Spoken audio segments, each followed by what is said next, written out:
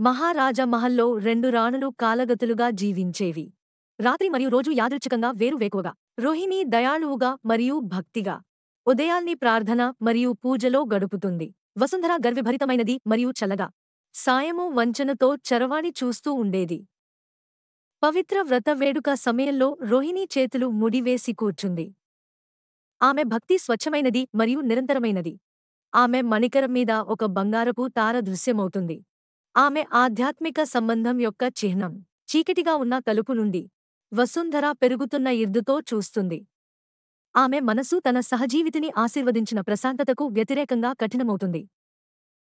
కాని ఇర్దా తన శిక్షను తీసుకువస్తుంది. ఆ రాత్రి వసుంధర యొక్క శిశువు తీవ్రమైన అస్వస్థతకు గురయ్యాడు.